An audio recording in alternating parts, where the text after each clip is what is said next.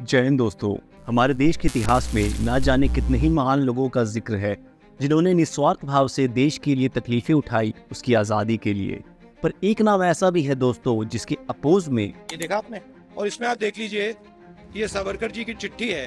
आखिरी लाइन पढ़ना चाहता हूँ, अंग्रेजी में लिखी है तो मैं अंग्रेजी में बोल देता हूँ। I beg to remain sir your most obedient servant V D. Savarkar. Hindi में ट्रांसलेशन कर देता हूँ, सर मैं आपका नौकर रहना चाहता हूँ। जेल से हमें डर नहीं लगता। तुम लोग सावरकर की औलाद हो जिसने अंग्रेजों से माफी मांगी थी। राहुल गांधी सोचता है मेरा नाम सावरकर नहीं है, मेरा नाम गांधी है। और सपोर्ट भी पूरा देश बट सा जाता है। ये वीर सावरकर के ही संस्कार है जो राष्ट्रवाद को हमने राष्ट्र निर्माण के मूल में रखा। राइट, विनायक दामोदर सावरकर। लेकिन कमाल की बात यह है दोस्तों कि जो लोग आज सावरकर के नाम से इतना चिढ़े जा रहे हैं, कुछ सालों पहले तक उनकी खुद की ही पार्टी की हमारे देश की प्रधानमंत्री लेट श्रीमती इंदिरा गांधी ने खुद सावरकर को एक महान देश प्रेमी माना था और उनका पोस्टल स्टैंप तक जारी किया था। उनकी मिनिस्ट्री ने एक डेडिकेटेड डॉक्यूमेंट्री तक बनवाई थी सावरकर जी की जिंदगी पे।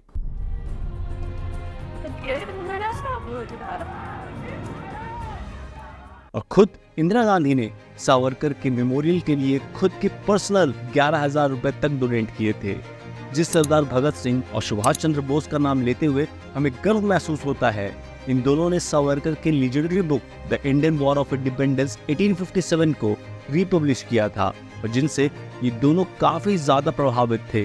तो अब सवाल आता है दोस्तों कि ऐसा क्यों है कि सावरकर को लेकर इतनी ज्यादा कंट्रोवर्सी बनी है, और वो भी खास करके पिछले कुछ सालों में। और क्यों हमें नहीं पता उनके योगदान के बारे में, उनकी सैक्रिफाइसेस के बारे में, और क्यों बस उन्हें टारगेटेड रूप से ही प्रोजेक्ट किया जाता है उनकी उस मर्सी पिटीशन को लेकर जो उन्होंने लिखा था अंग्रेजों को।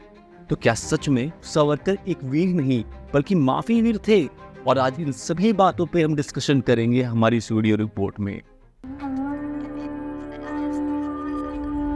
सावरकर माने तेज, सावरकर माने त्याग। मजीनी ये वो नाम है दोस्तों जिसने सावरकर के जीवन को पूरी तरह प्रभावित किया। मजीनी वो इंसान थे जिन्होंने यंग इटली नाम से एक सीक्रेट सोसाइटी बनाई जिसका एकमेव गोल था यूनिफाइड इटली यानी अखंड इटली बनाना आर्म्ड रेवोल्यूशन के थ्रू, जो हुआ भी। और इनकी मौत के 11 साल बाद भारत के नासिक में जन्मे विनायक दामोदर सावरकर की प्रेरणा बने यही मजीनी और उनकी यंग इटली। मातसीनी ने अखंड इटली बनाया था, हम अखंड भारत बनाएंगे। साल 1904 में मजीनी की ही तरह सावरकर ने भी स्थापना की अभिनव भारत की, जिसका एकमेव लक्ष्य था आर्म्ड रिवॉल्यूशन लाना अंग्रेजों के खिलाफ। और इसके लिए जरूरत थी कि सावरकर अपनी सोच को और बड़े स्तर तक ले जाए। इसके लिए ही वो 1906 में लंदन गए लॉ की पढ़ाई करने, और वहाँ उनका ठिकाना बना श्याम जी कृष्ण वर्मा का इंडिया हाउस, जहाँ भारतीय स्टूडेंट्स में नेशनलिस्ट विचारों को बढ़ावा दिया जाता था। उन्हें स्कॉलरशिप प्रोवाइड की जाती थी, वो लंदन आकर हायर स्टडीज कर सके। और लंदन पहुंचते ही उन्होंने बीकाजी कामा की इंडिया सोसाइटी, जो कि एक इंटेलेक्चुअल ग्रुपिंग थी जहां बात विवाद और चर्चाएं होती थी हर रविवार भारत की आज़ादी को लेकर, उसे सावरकर जी ने एक कंप्लीट रेवोल्यूशनरी आउटफिट बनाया, जहां सिर्फ इंडियन रेवोल्यूशनरी ही नहीं बल्कि हर उस देश के रेवोल्यूशनरीज आते थे जिन्हें ब्रिटिश रूल को खत्म करना था अपने अपने देश से। यहाँ से ना सिर्फ सावरकर इंटरनेशनल सपोर्ट बना रहे थे रेवोल्यूशनरीज के बीच, बल्कि भारत में एक बड़े आर्म्ड रेवोल्यूशन का रास्ता भी तैयार कर रहे थे। जैसे किताबों में पिस्टल्स भारत स्मगल करना, बॉम्ब बनाने की टेक्निक्स बताना, और इन सब में सबसे इम्पोर्टेंट इंटेलेक्चुअल वॉरफेयर, जहाँ अपने आर्टिकल्स और बुक्स के थ्रू वो अपने विचारों को देश के हर कोने तक ले जा रहे थे। इसका नतीजा ही था कि कितने ही ज्यादा ब्रिटिशर्स पे असैसिनेशन अटेम्प्ट की गई। जैसे 1908 में खुदीराम बोस का ब्रिटिश जज को असैसिनेट करने की कोशिश, 1909 में मदन लाल ढींगरा का ब्रिटिश फॉरेन सेक्रेटरी को गोली मारना, या 1910 में नासिक डिस्ट्रिक्ट कलेक्टर को असैसिनेट करना अनंत लक्ष्मण कनहरे के द्वारा, 1931 में भगत सिंह, या फिर 1940 में उधम सिंह, जो कुछ प्रमुख नामों में से एक है। लेकिन ब्रिटिशर्स भी अच्छी तरह समझ चुके थे दोस्तों कि सावरकर ना सिर्फ कोई एक रेवोल्यूशनरी है बल्कि एक बड़ा खतरा है खुद ब्रिटिश राज के लिए। दोस्तों 1909 में मदन लाल ढींगरा का ब्रिटिश फॉरेन सेक्रेटरी को गोली मारना ये वो घटना थी जिसने इंडिया हाउस को ब्रिटिश इंटेलिजेंस और स्कॉटलैंड यार्ड के निशाने पर ला दिया और सावरकर इसीलिए ब्रिटेन छोड़कर फ्रांस गए। लेकिन ब्रिटिशर्स ने जब उनके एब्सेंस में अभिनव भारत और इंडिया हाउस के रेवोल्यूशनरीज को टारगेट करना शुरू किया, तब उन्होंने दोस्तों लंदन वापस आकर सरेंडर कर दिया ब्रिटिशर्स के सामने। 13 मार्च 1910 को उन्हें ब्रिटिश राज के खिलाफ विद्रोह करने के लिए 2 बार आजीवन कारावास की सजा दी गई, यानी 50 साल। सिल्वर जेल पोर्ट ब्लेयर मतलब काला पानी में। और काला पानी क्या है ये तो आज भी हम अपनी बातों में बोल देते हैं मजाक में, लेकिन सोचिए दोस्तों कि सच में कैसा होगा उस ब्रिटिश राज का काला पानी। इस धरती में नरक से कम नहीं। सिर्फ 7x11 के कमरे में जिसमें रहना, सोना, टॉयलेट तक जाना था। कोलू में बैलों की जगह प्रिजनर्स का इस्तेमाल किया जाता था तेल निकालने के लिए, भूखे प्यासे और इनह्यूमन ट्रीटमेंट के साथ, जहाँ पीने के लिए पानी नसीब नहीं होता था, जहाँ घंटों खड़ा रखा जाता था, या फिर सॉलिटरी कन्फाइनमेंट में। और ये सब वेल डॉक्यूमेंटेड है दोस्तों। और अब आते हैं उन 5 मर्जी पिटीशन पे जिसे लेकर सावरकर जी के सारे कामों को ढका जाता है। लेकिन जो लोग ऐसा करते हैं वो हमेशा आर्ग्यूमेंट देते हैं कि जेल तो गांधी और नेहरू भी गए थे। तो भाई एक बार उनके जेल के रूम्स और कंडीशंस को देख लेना, जो जेल कम और होम अरेस्ट ना होम स्टे ज्यादा था। सावरकर जी को अच्छे से पता था कि काला पानी में होते हुए वो कभी भी देश के लिए कुछ नहीं कर पाएंगे, और मौत भी आ जाए तो वो किस काम की, क्योंकि धीरे धीरे देश का माहौल भी काफी तेजी के साथ बदल रहा था।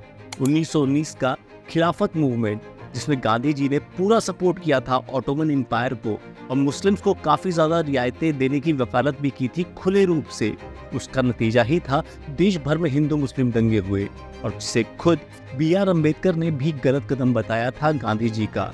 और इसीलिए सावरकर जानते थे कि उनका काला पानी से बाहर आना किस हद तक जरूरी है। और रही बात उन लाइन्स की जिन्हें बार बार कोट किया जाता है सावरकर के खिलाफ, तो ये समझना काफ़ी ज़रूरी है कि वो एक फॉर्मेट था, जैसे कि हम इस्तेमाल करते हैं अपने ऑफिसेज में या किसी भी तरह के फॉर्मल कम्युनिकेशन में, और जिसका एक तरीका होता है, एक फॉर्मेट होता है। और एक ट्रेंड लॉयर होने के कारण सावरकर ये बात अच्छी तरीके से जानते थे। ऐसा सेम मर्सी पिटीशंस कितने ही हमारे रेवोल्यूशनरीज ने इस्तेमाल किया था, जिनमें से एक थे सचिंद्र नाथ सन्याल, HRA के फाउंडर, और चंद्रशेखर आजाद और भगत सिंह के मेंटोर। दोस्तों चाहे वो कास्ट सिस्टम से नफरत हो या खुद कैटल्स को लेकर उनकी सोच, ये सब साफ बताते हैं कि सावरकर किस हद तक रिफॉर्मिस्ट थे, गांधी से कहीं ज्यादा। आप जिन्हें हरिजन कह रहे हैं वे शोषित हैं, पीड़ित हैं। मेरे विचार में जिस जाति व्यवस्था, कास्ट सिस्टम ने उन्हें इस दशा में लाया है, उसे समाप्त कर देना चाहिए। नहीं, ऐसा करने से तो उलझने बढ़ेंगी। कास्ट सिस्टम में मेरा पूरा विश्वास है, वो हिंदू धर्म से अलग नहीं है। 4 वर्णों में विभाजित ये व्यवस्था हिंदू धर्म का आधार है, वो नेचुरल है और जरूरी भी। छुआछूत इसके कारण पैदा नहीं हुई, वो तो हिंदू धर्म के माथे का कलंक है, उसका अंग नहीं। अगर वो हिंदू धर्म का अंग नहीं तो कलंक कैसे बन गई? छुआछूत को समाप्त करने का एक ही रास्ता है, कास्ट सिस्टम को मिटा दिया जाए। कास्ट सिस्टम में महान शक्ति छिपी हुई है, इसके कारण हिंदू धर्म बिखरने से बच गया है। बच नहीं गया है महात्मा जी, कास्ट सिस्टम के कारण हमारा धर्म, हमारा समाज समाप्त होने के निकट पहुंच गया है। जिन्हें आप निम्न जाति का कहते हैं, उन लोगों को अपने महान धर्म से अलग होने से बचाना है, और जो अलग हो चुके हैं उन्हें वापस लाना है। या फिर वो चाहे रत्नागिरी में मंदिर का निर्माण हो, जहाँ सभी हिंदू जाकर खड़े हो सके बिना किसी जाति का ठप्पा लिए। हिंदू धर्म में फैली हुई कुरीतियों को हमें दूर करना है। सबसे पहले छुआछूत और जाति भेद जैसी बुराइयों से हमें लड़ना है। लेकिन अब सवाल आता है दोस्तों कि जब सावरकर आज़ादी से लेकर सामाजिक न्याय के लिए इतना कुछ कर रहे थे, तो फिर क्यों उन्हें माफीवीर बना दिया गया या हमें नहीं पढ़ाया गया उनके बारे में? इसका सबसे बड़ा कारण है इंडियन नेशनल कांग्रेस से उनके शुरू से वैचारिक मतभेद, जहां सावरकर क्या, हमारे बहुत सारे देश के सपूतों को उनका उचित स्थान नहीं मिला। तो आपको क्या लगता है कि वो सावरकर जी की उपलब्धियों को बताएंगे या सुभाष चंद्र बोस को उनका फेयर शेयर देंगे, या फिर खुद छत्रपति शिवाजी महाराज को उचित स्थान देंगे हमारी टेक्स्ट बुक में? और ये लिस्ट काफ़ी लंबी है, ये हम सभी जानते हैं। उम्मीद करता हूँ दोस्तों वीडियो आपको अच्छी लगी होगी, इन्फॉर्मेटिव लगी होगी। चैनल को ज़रूर सब्सक्राइब करें, एक लाइक डालें, और मिलते हैं हमारे अगले वीडियो में। बातें करते हैं एक और मुद्दे पर। तब तक के लिए जय हिंद।